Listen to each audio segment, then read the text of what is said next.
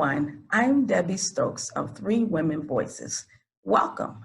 Today, we will be talking about an autoimmune disease called lupus. I introduce to you Dr. Bridget Leonard. She is a nursing professional with over 25 years of experience in the critical hospital and long-term care settings. She is the chief nursing officer of an inpatient rehabilitation hospital and has worked at every level of nursing. Throughout the year, Bridget spends time promoting lupus awareness. Hi, how are you? I am great. Thank you so much for having me. I try my best to promote lupus every chance that I get. All right, so let's go right into the questions. Okay, so what is lupus? Lupus is an autoimmune disorder that affects many people. It really does not discriminate. A lot of the times you will find it primarily in African American women, anywhere from 15 to 44. But again, it doesn't discriminate. You can find it in any race, any sex. It is hard to diagnose lupus because it takes on so many characteristics. It's usually called like the wolf syndrome, because what it does is it takes on various forms. You can have 10 lupus people in a room and none of the symptoms will present the same. It really depends on what organ the lupus is affecting. So it's really kind of complicated to be diagnosed with lupus. Okay, so lupus always attacks an organ? Yes, it always attacks an organ. Say for myself, it attacks my skin. Where I can go out in the sun and I will have a lot of rashes and so forth on my skin. Okay. My skin is very hard to heal. I have a lot of spots on my faces and on my arms. Whereas my daughter and your husband's situation, it affected their kidneys. Okay. To where the point where my daughter is on dialysis, and some people it affects their brains, it affects their bones. So it can affect any organ in the body. Okay. All right. So now what is an autoimmune disease? The easiest autoimmune disease that people usually think about is arthritis. Okay. Arthritis is an autoimmune disease. Raynaud's syndrome is autoimmune disease. Fibromyalgia is an autoimmune disease. So it's a lot of diseases in that category. Again, it's basically one of those diseases where the body, lupus is one of those diseases where I like to explain it to people is where the body is attacking itself. Okay. The body feels that the presence of various autobodies are foreign bodies. They don't understand that they belong to you. So basically, it's like your body is attacking itself. And that attack usually happens to various organs. Like I said, in my daughter's situation, the lupus makes her body thinks that her kidneys are not good for her. And so therefore, they attack her kidneys and wore her kidneys down. Okay. So I know you talked about symptoms. What are some general symptoms that people have? You can basically get symptoms from the head to the toe. I like to tell people that. Memory fogs are a symptom. Constant headaches can be a symptom. Sores in your mouth can be a symptom. Okay. When we think about pain in your joints, can be a symptom. Pain in your joints. Heart conditions, heart flutters can be a symptom. You can have chest pain. That can be a symptom. You can have a lot of issues with your stomach where you may think that it's like gastric reflux, but it may actually be a symptom of that. Another symptom is, like I said, a lot of general knee pain. Okay. Fatigue. Okay. Just being tired all the time is a major symptom of lupus, and one of those symptoms that between fatigue and pain, that's usually one of the issues with being diagnosed, because you will present to the emergency room and you're like, I'm in all this pain, and they're running tests and they don't know what it is, and a lot of times they'll try to send you away with a prescription. I know that happened with me for almost 5 years. I went with a lot of pain and a lot of fatigue.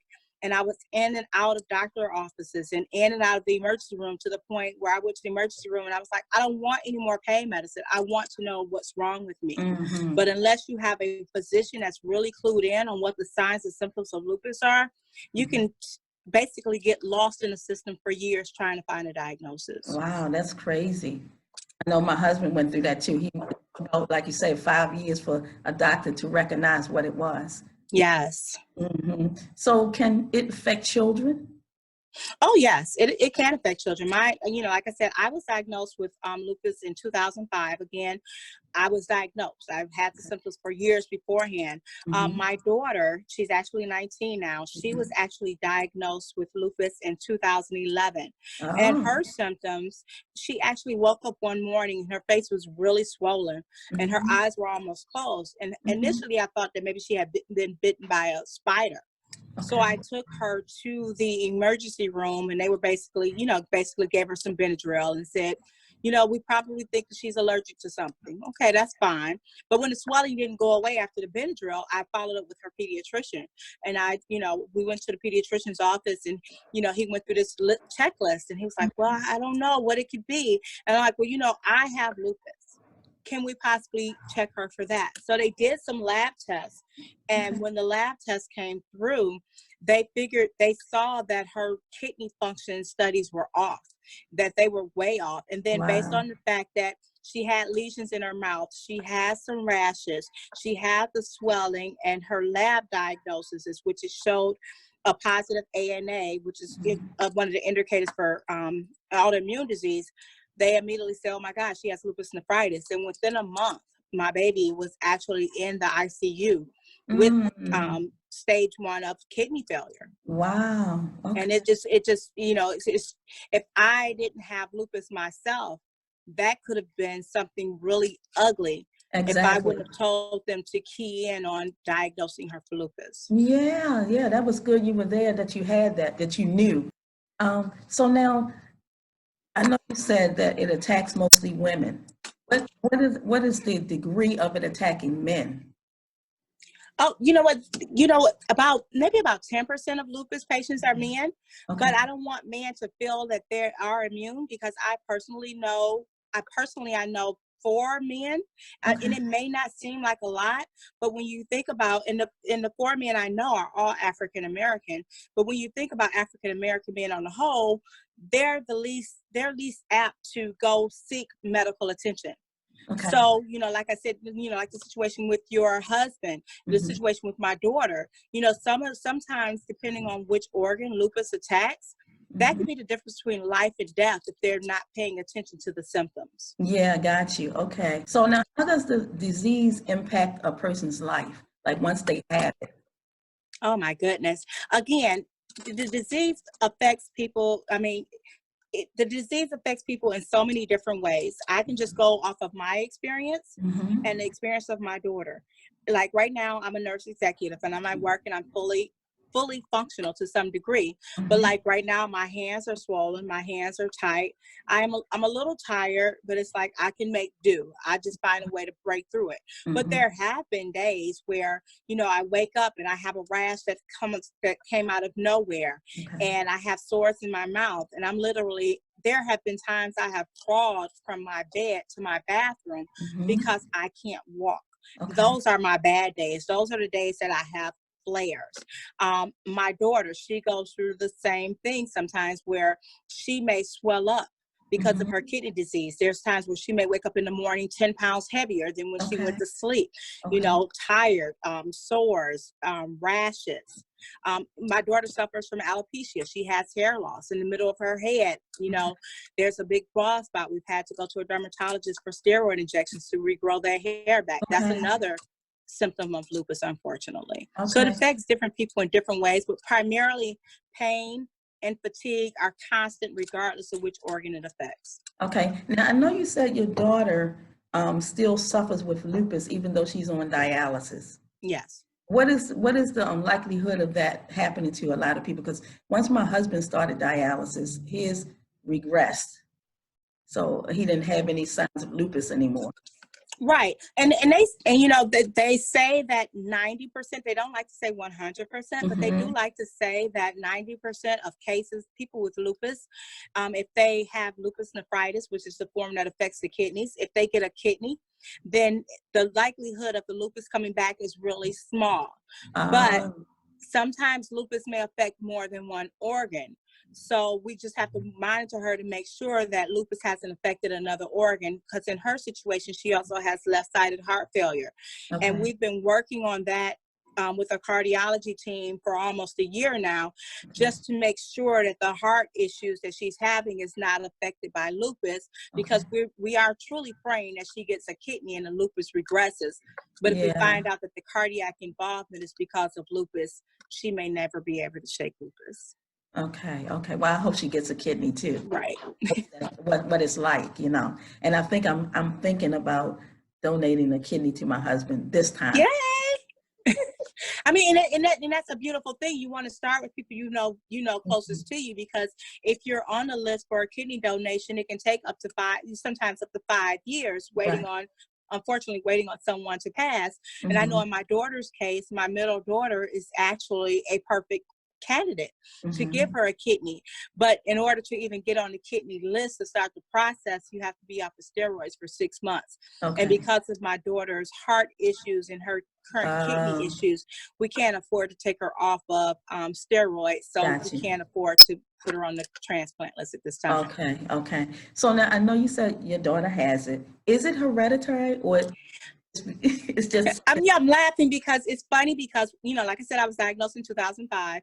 Mhm. And I'll admit, when I first got it, because it just primarily affects my skin, and Mhm. it made me tired and I had pain, I really didn't pay attention to it too much. I was like, oh, okay, I got lupus. Because again, that's why I try myself to promote lupus so much, because as a nurse, I didn't understand Okay. how hard lupus could be on the body. It Mhm. wasn't until my daughter was diagnosed that I really started to go deep into it. Like, okay, what does this mean? Is this a death sentence? What is going on? Got you. And I had a conversation with my rheumatologist, and I said, well, you know what? I have lupus, and my daughter has lupus. She's like, oh my God, that's rare. That's not hereditary. And I'm like, oh my God, it would be Oh. me. That would be the odds. But I had a conversation with my grandmother's sister, and I Mhm. was telling her that me and my daughter were diagnosed with lupus. I lost my grandmother back in 2001. Okay. And I was having a conversation with my grandmother's sister. And she said, oh, your grandmother had lupus. That's why she wore wigs. She didn't have any hair. She had alopecia. And I'm like, oh my Oh. God, 3 generations, really? And my Yes. rheumatologist, who was like an expert in lupus, didn't understand that it was hereditary. So it Wow. can be Okay. hereditary. Okay. Okay. So I guess my daughters probably have to get tested throughout their life, you know, because Right. And we try to tell people, don't get tested just to be tested. I went through that list of symptoms. They usually don't like to put a diagnosis on you unless you portray at least 5 of those symptoms and have some gotcha. lab, because it's not a single lab test that can say, oh, you have lupus. It has to Okay. be a lab test with symptoms for them to go to Mhm. that extreme to diagnose you. Okay, got you. Okay. Is it considered a disability? It can be. It Okay. can be, especially like in my daughter's situation with her having dialysis. She can act, although she's fully functional, she works a full-time job. But if for some reason she wasn't able to, she can go apply for disability. I have people that it has affected their brain, so Mhm. they're at work and they're not able to function at work. People, because of the pain and because of the because of the pain and because of the fatigue, they're not able to work. So yes, it can qualify as a disability. Okay, that's good. Is there a cure? And if not, is research being done for it? Okay. Unfortunately, there is not a cure. There Mhm. is not a cure. And there's a lot of research going on. Can there be more research? Yes. Because what I try to tell people is that, when you look at lupus symptoms and the medications for lupus, a lot of them mirror the drugs that are out there, the drugs and the treatment for cancer. But Okay. we all know that when funds are being raised, a majority of the funds go towards cancer and not lupus. My Okay. daughter and I actually went to Washington last year, and we were with the Lupus Research Alliance. And we went on the Hill and we talked to our Congress people and our senator and let them know, hey, we need more research. People are out here dying from complications of lupus. We Mhm. need help. We need research. We need new drugs. Some Mhm. lupus drugs have been on the market, like the most recent lupus drug came out 10 years ago. It's like, we need something now. And Yeah. so we went and we advocated, and they don't, and they were able to allocate $10 million towards lupus research. We were Okay. actually supposed to be back there this week. Tomorrow, actually, we were supposed to go in front of them, but because of everything that's going on right now, they told there's no travel to Washington, D.C. Yeah. But yes, there's a lot of research out there. It's just the funding. You need to increase the awareness so that the funding can be there. If a person is suffering with the pain, what can they do to help ease it? Other than, I know they take medication. Right. Is there anything else that can be done? Oh, yes. And, and I'm glad that you said other than medication, because even as a nurse, I really hate narcotics because they make you too droopy. And so what I tell people is, to take warm showers, to, apply heat packs, to meditate. Meditate helps a lot. To find something that you enjoy, to try to get your mind off of the pain. A lot, like I said, a lot of that is, you don't want to take the pain medicine because it can have you loopy, but just try to meditate, try to take warm showers, warm baths, even exercise helps to get your mind off of the pain. A lot of people think, oh, if I exercise, then I'm going to be, no, actually exercise sometimes gives you a boost to help you not only deal with the pain, but to help you forget really what's going on with you. I know my husband would do acupuncture too. Acupuncture, yes. Yes. Some people believe in acupuncture also. Acupuncture, meditation, hot and cold therapies, all of that to get your mind off of it. Stress balls. Okay. Now, if you're a family member of a person who has lupus, is there anything that they can do to help you with your suffering? First and foremost, I would ask that they educate themselves on what the signs and symptoms of lupus are, because my husband is a big supporter, but it took years to get him to this point where he truly understood that, yes, I like this morning, I can wake up this morning and say, honey, let's go have dinner tonight. But by the time I leave off of work, I can barely get to my car. We may not have dinner plans. And one of the things with lupus is that a lot of people say you don't look sick. Because we don't all look sick, but just because I don't look sick don't mean that my joints aren't hurting, that I'm not tired, that I don't have a lot of stuff going on. So just ask the family members just to educate themselves on the signs, on the symptoms, and to be patient, to listen to what their family member has to say, and to be supportive, and don't hold it against them because they're not able to do the things that they used to do, or if they make plans and they have to cancel them at the last minute. To just be supportive. That's what we need first and foremost. And we don't want people to feel sorry for us. We just have an illness. We're not on our deathbed. Just give us a little love and just give us some TLC. And I know in the beginning with my husband, one of the issues he had with family members is they thought that it was in his head. Like when he was going back and forth to the doctors and he was saying, I'm tired and I'm hurting and I can't do this. And they were saying, you just young, it's in your head. Yeah, people have accused me, you're just trying to get out of something. You don't look sick. It's like, because even with me, I have a handicap parking sticker and I don't use it just to use it, but I use it, but there's days where I can barely walk. And I need to put it on. And when I'm getting out of my car, because I'm not getting out of my car with a walker or a wheelchair, people are like giving me the side eye. And I'm like, you don't understand. The struggle is real to get from point A to point B. Yes, I'm taking this closer spot today. So now how important is nutrition with fighting lupus? Nutrition is very big. There's a lot of studies out there that try to tell us to limit our intake of red meats, to try to limit our intake of dairy products. I'm not a big dairy product person anyway, and meat, so I can't honestly say whether that's a yay or a nay, but there are a lot of studies out there that tell you to try to stay away from red meats and dairy products. A lot of people that truly believe in you having more of a plant-based diet to help you with lupus. Okay. So now, when you think about alternative medicine, I know there are a lot of people who are willing to try that type of route. What do you say to that? You know what? I say anything that you try, make sure that you have a rheumatologist on deck. Because like with my rheumatologist, although I'm not currently taking any lupus medications, because again, I'm a nurse and I see all the side effects, and Personally, I think that the side effects will get to you before the lupus will when you look at all the Okay. type of side effects. So I'm one Yeah. of those patients that don't run out and grab lupus meds, although, again, depending on the person, there may Mhm. be a need for it. Me personally, I don't see a need for it. But I keep my regular appointments to my rheumatologist so that she is in the loop, so that if I have symptoms or something come up, then we can have medicine go with it. So if Yes. someone was on believing in alternative meds, that's fine. Just make sure that your rheumatologist is tied into it, because sometimes the alternative medications have side effects that may be detrimental to the organ that your lupus is affecting. Okay, so now what words of advice could you give that we haven't touched on that can help people with lupus or people dealing with people with lupus? Okay. So for those that are dealing with lupus, all I ask you to remember is that you are a lupus warrior. You know, I like to tell people I have lupus. Lupus, you will not have me. I'm going Mhm. to try to live my life to the best that I possibly can. I understand that there may be days, there may be times when we have good days, and there may be times that we have bad days, but just try to make the best of them. I like to put a smile on everything, even if I'm feeling at my worst. Sometimes if I put a big smile on, I automatically start to feel better. For Okay. those that do not have lupus, but you know someone that has lupus, again, I ask that you educate yourself on what lupus is.